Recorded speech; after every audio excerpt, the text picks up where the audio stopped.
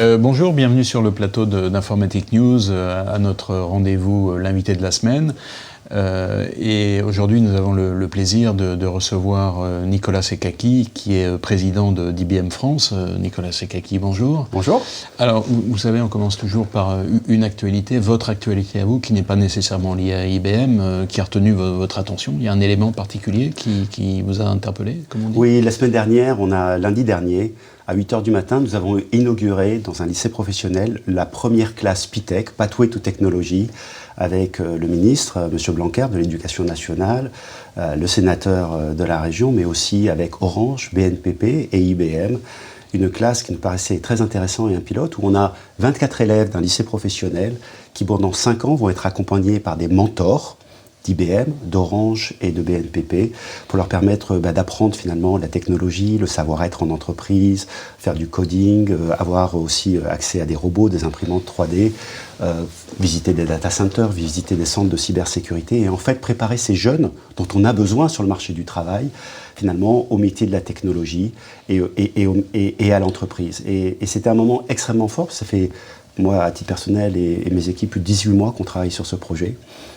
Qui était né aux États-Unis il y a 8 ans avec Barack Obama, Ginny Rometty et un lycée à Brooklyn et où j'avais eu l'occasion de visiter et de voir des jeunes qui avaient accès au marché du travail et on avait cette volonté de le faire en France et on a 2 classes pilotes qui démarrent, une à Paris et une à Douai et c'était un moment très fort de voir ces jeunes, ces parents voilà, avec beaucoup de volonté de réussir dans la vie et si on peut les aider et les accompagner, voilà, c'était mon moment fort. Mais alors quand vous dites 5 ans, ça veut dire qu'en fait là vous les prenez en seconde et ils vont jusqu'au brevet professionnel, c'est ça? Oui, alors c'est du lycée professionnel jusqu'au BTS, on va essayer de les garder ensemble, bien évidemment, et puis chaque année, bien évidemment, d'avoir une nouvelle classe, et puis on va essayer aussi, avec le succès, c'est un pilote, mais on va essayer aussi l'année prochaine d'aller dans d'autres villes, avec d'autres partenaires, de manière à pouvoir ouvrir... de démultiplier l'opération. De démultiplier l'opération. Et est-ce que ces jeunes, finalement, sont des candidats possibles pour IBM par la suite? Bien sûr, on a tous besoin, enfin Orange en parlait, on a besoin de compétences qu'on ne trouve pas sur le marché. Et il faut savoir qu'on a, quand on regarde les chiffres, on a 45% des postes que nous cherchons qui ne sont pas... où on ne trouve pas de propositions. Et puis on a des jeunes en fait, qui sortent parfois des lycées professionnels et des BTS et qui n'ont pas d'emploi. Et donc l'objectif que nous avons tous, c'est permettre à ces jeunes d'être prêts pour le marché de l'emploi et bien évidemment de trouver un métier. Donc on le fait pas pour qu'ils viennent chez nous, mais parce qu'on pense que l'informatique, les technologies sont importantes et leur permettront d'accéder à des postes. Et bien évidemment, si on peut en embaucher quelques-uns, on le fera avec beaucoup de plaisir. Très bien. Écoutez, rendez-vous dans 5 ans pour voir les premières embauches, si je puis dire. Alors, on revient sur IBM et une actualité récente très très riche. On va citer un certain nombre de sujets. On va commencer par le Z15, parce que le Z15, c'est un peu le dinosaure de la famille IBM. Donc c'est une nouvelle génération qui a été annoncée il y a 1 mois et que vous avez présenté comme capable de gérer la confidentialité des données en environnement hybride, cloud hybride. Ouais. Donc c'est une manière très, très enjolivée de décrire les choses. Est-ce que pour être un peu plus prosaïque, finalement, c'est le Z15, d'ailleurs entre parenthèses, si j'ai un système qui a été développé sur un IBM 360, est-ce qu'il tourne sur cette machine? Enfin c'est un peu anecdotique. Mais en tout cas, vous avez un parc existant qui est important et qu'il faut continuer à développer, sur lequel il faut innover. Comment se situe ce Z15 dans ce cadre-là?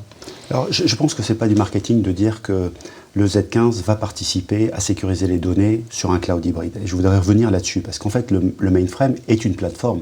D'ailleurs, c'est une des premières plateformes cloud. C'est un des premiers environnements qui a été virtualisé dans l'industrie et qui l'est toujours. Effectivement, les codes qui sont développés sur 360 peuvent continuer dans une grande mesure à tourner sur les machines existantes. Mais ce que nous avons rajouté avec le Z15 est fondamental. Dans une période où tout devient digital et tout devient interconnecté, c'est-à-dire que les plateformes digitales qui parfois vivaient dans leur propre monde, et puis vous aviez le patrimoine applicatif, les legacy qui tournaient sur le mainframe ou ailleurs, avec des passerelles très... parfois inexistantes. Aujourd'hui, on le voit très bien, ces passerelles sont un continuum. Et donc, à partir du moment où il y a digitalisation, il y a nécessité de renforcer la sécurisation. Donc la plateforme Z est une des plus sécures du marché, mais comment peut-elle participer à la sécurisation de l'ensemble du système d'information? Donc il y a eu 2 grosses avancées que je trouve extraordinaires. La première, c'est qu'on l'avait annoncé avec le Z14, mais on l'a renforcé, qui est de dire je peux tout crypter dans la machine. et traiter et le traiter. Donc ça, c'était sans incidence sur la performance. Sans incidence sur la performance. Donc ça, c'est extrêmement important. On a introduit des algorithmes cette année sur le Z15 qui nous préparent à l'ère du quantique. C'est-à-dire qu'on sait qu'avec l'ordinateur quantique qui va arriver, d'ici 10-15 ans, l'ordinateur quantique sera peut-être capable de craquer les codes d'aujourd'hui. Mais les données sensibles d'aujourd'hui seront peut-être encore sensibles dans 15 ans. Et donc nous avons introduit des algorithmes logiciels et intégrés dans le mainframe qui permettent de protéger les données d'un ordinateur quantique qui viendra. C'est extrêmement intéressant d'avoir la sécurité d'IBM qui a travaillé sur les espaces lattices, etc. Ça, c'est le premier point. Et le deuxième point, c'est qu'on a créé aussi des mécanismes de sécurisation avec un passeport numérique, un passeport de sécurité, qui fait que vous pouvez encrypter des données sur les disques et en pouvoir après les décrypter grâce à ce passeport sans avoir besoin du mainframe. Donc vous sécurisez bien ce cloud hybride dans la chaîne, parce qu'avant il fallait revenir au mainframe, le décrypter dans le mainframe, et ça c'est une grosse avancée sur le sujet d'un cloud hybride. Donc finalement, mainframe, Z15 et innovation, ça va, enfin, c'est pas forcément contradictoire, c'est pas seulement la défense d'un parc existant, c'est aussi le fait de pousser ce parc vers l'innovation. C'est un peu comme ça que vous l'envisagez. Nos clients, et je vais vous donner un exemple, on parle de blockchain. On a un client qui s'appelle Sleep, qui est une filiale du groupe BBCE et qui est sur le marché les marchés non cotés. Et par exemple, on devait travailler autour de la blockchain. Il répondait à un appel d'offres pour pouvoir créer une plateforme de gestion et de transfert des titres non cotés. Et la blockchain était un des sujets, était un moyen de le faire. Et ils ont choisi la plateforme Linux One, qui est un mainframe qui tourne sur Linux, pour exactement ces sujets-là, de dire, eh bien finalement, est-ce que je peux traiter en volumétrie, économie d'énergie, sécurisation, cette volumétrie de données qui sont sensibles, et ils ont choisi un mainframe. Et donc c'est un nouveau client mainframe. Et on le voit sur tous les sujets, cette plateforme mainframe qui n'est pas un dinosaure, parce que le dinosaure... Ils ont disparu. Ils ont disparu parce qu'ils n'ont pas fait face à l'évolution darwinienne. Et cette plateforme, qui a plus de 40 ans, elle s'est réinventée à chaque fois sur ses nouveaux usages. Et c'est ça qui fait la force, et qui fait qu'en fait, on renforce ces nouveaux workloads, et la pertinence de ces données. Et dans un monde digital où performance, management, déploiement est de plus en plus importante et sécurisation, le mainframe est le cœur, le poumon de l'informatique de nos clients. Très bien. Alors, on change de plateforme, on va parler des Power. Donc, les Power, d'ailleurs, entre parenthèses, des systèmes Power qui sont installés sur le cloud Google, sur le cloud de Microsoft. Donc, ça veut dire que vos concurrents, ils sont intéressés par ces systèmes. Et vous avez annoncé très récemment l'ouverture du jeu d'instruction, donc mise à disposition en open source de la puce Power. J'allais dire, est-ce que c'est pas un petit peu tard? Et si oui, sinon, enfin, ou indépendamment, pourquoi faire ça? Tard par rapport à quoi? On a depuis de nombreuses années dit, et on n'était pas forcément entendu de tous, que les architectures des nouveaux types d'applications n'étaient plus adaptées et qu'il fallait inventer de nouvelles architectures parce que la loi de Moore ne s'appliquerait plus de la même façon. Et à l'époque, on dit non, il y a les CPU, les GPU... Et donc on a travaillé sur une organisation très spéciale de la machine. On savait que le Power est très bon sur les données, être capable de traiter un gros flux de données. Et on a travaillé notamment avec NVIDIA pour créer cette architecture Open Power qui permettait de partager de la donnée en mémoire entre le processeur et le GPU, et d'être capable d'avoir des jeux d'instruction. Et on s'est dit, mais finalement... ces machines-là et ces plateformes, quels sont les besoins des entreprises aujourd'hui? Avant, il y avait le transactionnel et l'analytique. Et c'était deux plateformes différentes. Deux mondes totalement différents. Deux mondes complètement différents, en logiciel et en matériel. Et bien, ce monde est en train de converger. Et ce que nous avons fait sur le Power, grâce à cette architecture Open Power, était de dire, finalement, on va créer un écosystème, et on l'avait fait avec les switches, les Mellanox, etc., un écosystème qui va développer la plateforme qui permettra d'utiliser les workloads du futur. Et nous sommes dans ce futur. C'est quoi ce futur? High performance computing, être capable de faire du calcul scientifique, être capable de faire de high performance analytique, je gère les données, être capable de les visualiser, et en même temps, être capable d'être connecté au monde transactionnel. Et dans un monde où l'intelligence artificielle va faire partir de plus en plus du corps modèle des systèmes d'information. Est-ce que nous avons une plateforme qui est capable de faire ces 5 sujets-là en même temps? Et le Power, avec cette architecture Open Power, nous permet de le faire, puisque Vous regardez la même architecture, va faire du transactionnel sur du SAP, va être capable de faire du calcul scientifique, de l'analytique, de la visualisation et tourner les plateformes OpenAI. Donc, c'est ça la plateforme que nous sommes en train de faire et ce qui montre le succès du Power et le fait que ça fait de la croissance à nouveau. Et ça veut dire que le mettre en open source, tout fournisseur pourra s'en emparer et développer ses propres systèmes. Mais c'est déjà le cas peut-être. Mais encore une fois, quand vous avez, on est dans un monde open source, je pense qu'on va parler de Red Hat. Ce qui est important, c'est d'avoir un écosystème qui développe. Et aujourd'hui, il est important que cet écosystème puisse se développer. Si vous voulez, on l'avait déjà fait en disant si vous voulez développer vos propres puces à base de Power, vous pourrez le faire. On a licencié ça. Et on pense que l'innovation vient en écosystème. Et on le voit aujourd'hui. Enfin, moi, il y a tiens, regarde ce qu'on a fait sur Open Power avec OpenAI, qui est une autre façon. On a pris un studio sur l'intelligence artificielle, qui n'est pas du Watson, qu'on a adapté sur les architectures Power. Et aujourd'hui, chez Vinci, dans un des tunnels, ils regardent pour monitorer le trafic des véhicules et être capable de faire la sécurité. Et ben, ça tourne sur la même plateforme que nous utilisons sur nos grandes machines sur le HPC. Et ça, c'est important qu'on ait cet écosystème. Donc le mettre dans l'open source, c'est accélérer ce que nous avons fait depuis de nombreuses années, puisque beaucoup de l'architecture Power était là, et on voit que c'est en train de se développer. Très bien. Alors, vous avez cité Red Hat, évidemment, c'est un événement important dans l'histoire d'IBM, hein. Ça fait un petit peu plus d'un an que vous avez racheté Red Hat pour 34 milliards de dollars, donc c'était vraiment un événement important. Et donc, récemment, vous avez annoncé ce que vous appelez les Cloud Paks. Donc, entre-temps, l'idée, c'était de redévelopper les applicatifs IBM pour qu'ils puissent bénéficier d'OpenShift et donc de Kubernetes, donc les containers, donc les mettre au goût du jour des containers. Il y avait déjà la virtualisation.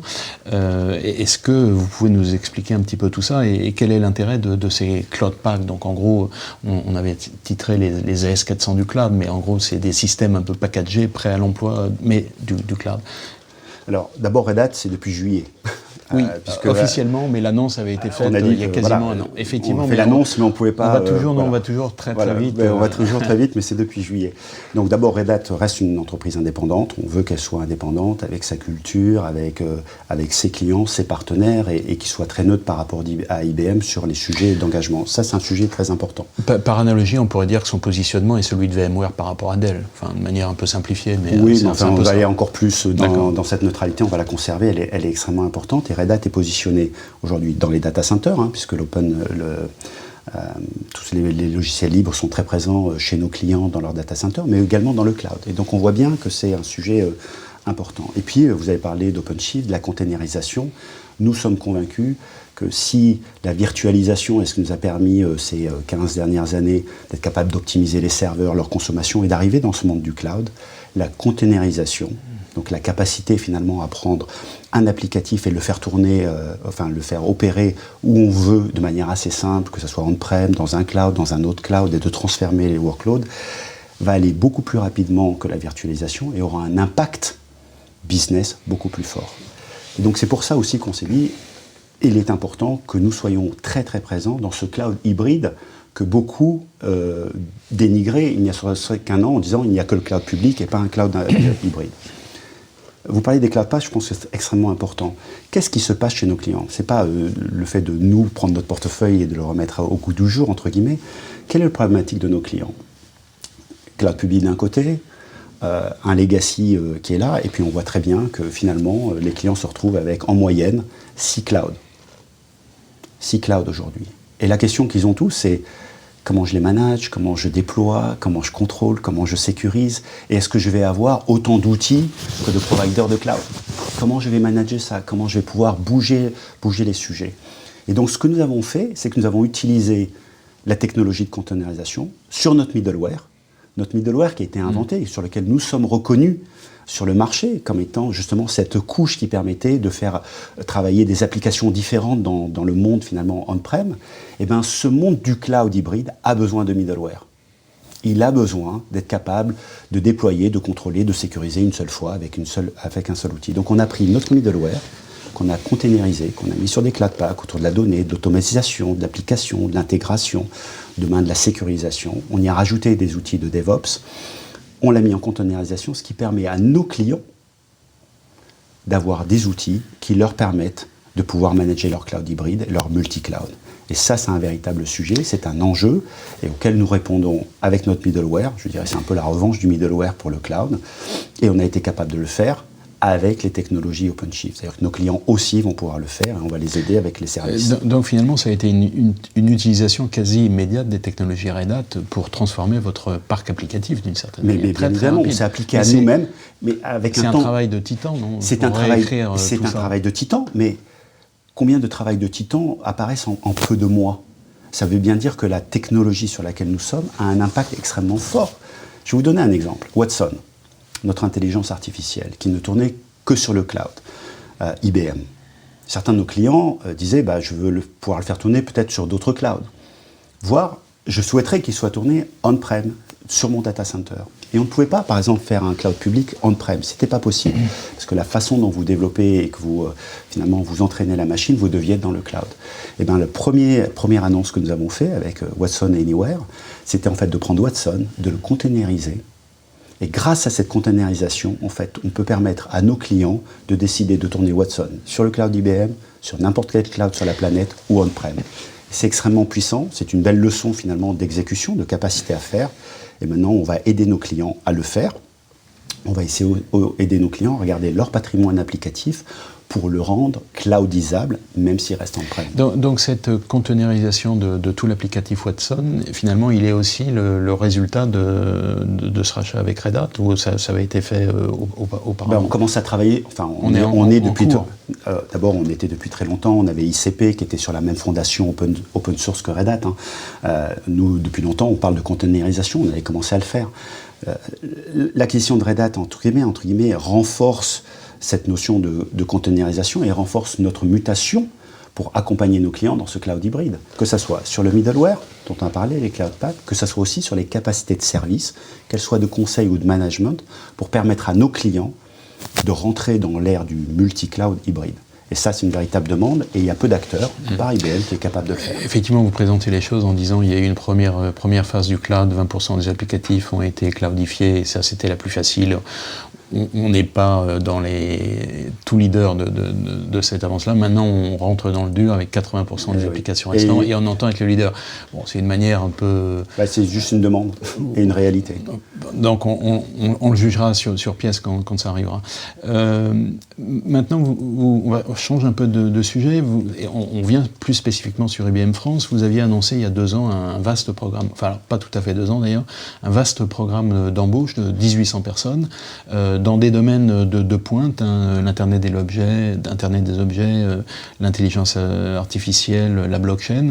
Où est-ce que vous en êtes dans ce programme d'embauche, sachant que de mémoire, il y avait la moitié de jeunes diplômés que vous formiez et l'autre moitié qui étaient des gens expérimentés.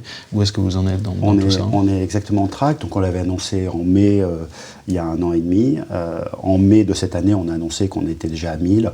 Et en avant-première pour vous, je peux vous dire qu'on est aujourd'hui à 1250. Donc voilà, donc on est sur notre chemin. Les embauches, c'est intéressant. Ce qui est intéressant, c'est qu'il faut se rappeler pourquoi on l'a fait. Et on l'a fait parce que nos clients, quand on a ces avancées technologiques qui arrivent par vagues successives, hyper rapides, la blockchain, l'intelligence artificielle, demain la 5G, font que ces technologies arrivent à toute vitesse. Qu'est-ce qu'on en fait? Comment on crée des plateformes business? Et quelles sont les plateformes technologiques qui vont permettre de supporter ces plateformes business? Donc, la plateforme technologique, je viens juste d'en parler, cette mutation des cloud packs, etc., permet d'avoir un socle qui va permettre d'avoir ça. Et donc, pour être capable de faire ce lien entre des technologies et des usages métiers, il fallait qu'on croisse en termes de consulting, avoir des consultants qui soient par industrie et par technologie. Voilà, l'intelligence artificielle pour la banque, c'est pas pareil que l'intelligence artificielle pour les telcos. Voilà, donc c'est ça que nous avons fait. Donc on est à peu près comme on le souhaitait, 50-50 entre des jeunes et des expérimentés. On a aussi travaillé beaucoup sur notre présence en région, mais on a également travaillé beaucoup sur l'éducation, la recherche et les écosystèmes. Donc on participe à l'écosystème. On a ouvert et on a inauguré nos premiers locaux à Paris-Saclay. Donc on a une trentaine de postes et on a dit qu'on est en train de construire 350 positions sur Paris-Saclay pour avoir de la recherche fondamentale, du développement et des consultants qui travaillent avec les universités, les grandes écoles, les centres de recherche et nos clients pour faire de la co-innovation. Premier exemple, c'est Gerbet, une entreprise, une ETU française qui travaille sur le contraste d'imagerie médicale, sur la recherche du cancer, prostate, sein. On a signé le premier protocole d'accord qui a été annoncé il y a 1 an et on vient d'en signer un nouveau qui a été annoncé la semaine dernière sur le cancer de la prostate où en fait on met des chercheurs d'intelligence artificielle avec des médecins qui regardent finalement l'imagerie médicale, rajouter de l'intelligence artificielle pour être capable non pas de faire le travail du médecin mais de qualifier les tissus de manière à pouvoir éviter des biopsies et de mieux quantifier est-ce qu'il y a un cancer, pas un cancer et où est-ce qu'il est localisé. Et c'est ça qu'on veut créer en termes de synergie. Et puis il y a une quinzaine de jours, on a inauguré à Sophia Antipolis nos nouveaux locaux sur lesquels on va faire aussi de l'intelligence artificielle dans un écosystème de Sophia Antipolis où il y a foison aussi d'intelligence artificielle. On a beaucoup de données. Et on va embaucher aussi là-bas des personnes. Donc ces 1250 personnes que vous citez, là, elles sont certaines en formation, les autres opérationnelles? Les 1250 sont aujourd'hui opérationnelles. Toutes opérationnelles. Ouais. Et on a aussi des apprentis que nous avons qui sont aussi le moyen, je dirais, d'avoir des gens qui connaissent l'entreprise et qui demain pourront être embauchés.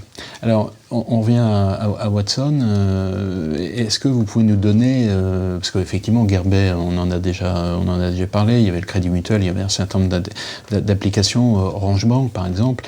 Est-ce que vous pouvez citer de nouveaux clients et des cas d'usage un petit peu différents, un peu parlant, un peu qui interpelle, comme on dit?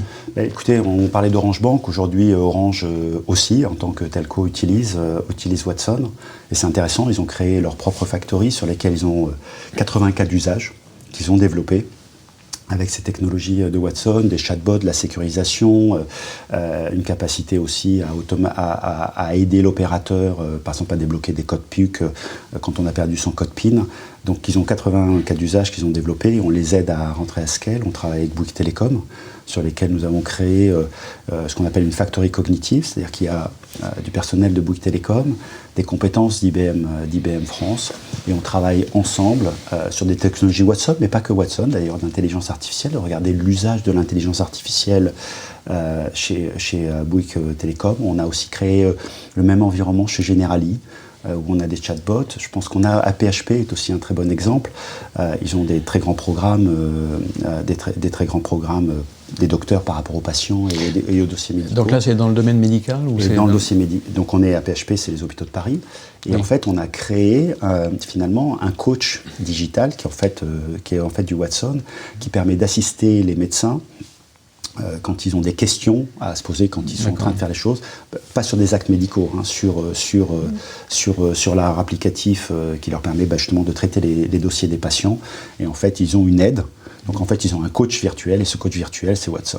Très bien. D'ailleurs, une petite incise entre parenthèses, vous pourriez aussi mettre ça dans le domaine administratif de la PHP, parce que là il y a quelques progrès à faire, mais enfin, ça c'est une réflexion personnelle. Vous avez, dans l'actualité très riche ces derniers temps, vous avez installé le Pangea 3, donc ça veut dire qu'il y en a eu 2 avant celui-là, donc c'est le 3e, que vous qualifiez de supercalculateur le plus puissant dans le domaine industriel. Et donc c'est chez Total. Alors, j'ai pas vu d'ailleurs de performance, de niveau de performance. Est-ce que vous pouvez l'indiquer? Et est-ce que finalement c'est la preuve que, même si les chiffres pourraient donner l'impression que vous êtes un peu en retrait sur le monde du HPC, est-ce que ça finalement ça montre que vous avez la volonté de rester sur ce marché? Pas de essayer d'y arriver, puisque je vous rappelle encore, vous avez posé beaucoup de questions sur le power. On a réinventé une nouvelle architecture. Et de temps en temps, vous avez l'impression qu'on disparaît. IBM est très bien connu pour être capable de faire des paris industriels. Et on le voit, que l'investissement qu'on fait sur l'ordinateur quantique est une preuve qu'on sait qu'il va y avoir un facteur de rupture et qu'il faut travailler sur les facteurs de rupture. Et le power, c'était cette loi de Moore qui n'allait pas arriver, qu'il fallait inventer des nouvelles architectures. Et pendant une période, les gens nous ont dit, vous êtes en train de sortir du marché du HPC, on ne vous voit plus, etc. Parce qu'on savait qu'on était dans une impasse. Les chiffres le montrent. Oui, mais les chiffres, des fois, vous savez, si vous l'êtes centenaire, c'est que vous n'êtes pas mort parce que vous avez pris les bonnes décisions au bon moment. Et donc, les paris qu'on a pris il y a 5 ans, prouve qu'on est gagnant, puisque aujourd'hui on a annoncé chez Total l'ordinateur le plus puissant industriel, enfin c'est leur qualification, qui est effectivement l'entreprise industrielle privée qui a l'ordinateur le plus puissant du monde, c'est 25 pétaflops, c'est 4 fois plus puissant que le système précédent qu'ils avaient, qui n'était pas un IBM au passage, et qui est basé sur une architecture Power, GPU, sur laquelle on a transporté leur code, on est capable de les tourner beaucoup plus rapidement, avec une très forte performance, et aussi une efficacité énergétique remarquable et largement inférieure au système précédent. Vous voyez, donc vous avez multiplié la puissance et divisé l'énergie. Et ce matériel-là, qui est installé en France, à Pau, est quand même extraordinaire. Nos équipes de Montpellier ont beaucoup participé justement à cette performance-là, donc on a des compétences en France pour le faire. Et c'est la même architecture que n'importe quel client aujourd'hui est capable d'acheter et de mettre en œuvre. Par exemple, l'exemple que je donnais avec Vinci, c'est la même architecture de machine, mais beaucoup plus petite.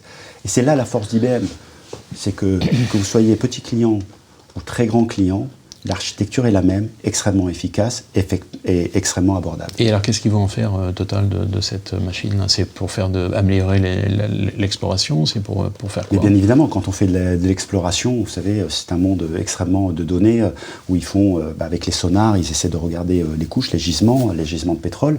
Donc là, c'est exploration à pétrole. Et vous avez une tonne de données incroyables et il faut être capable de les traiter. Vous avez un temps limité pour traiter une tonne de données.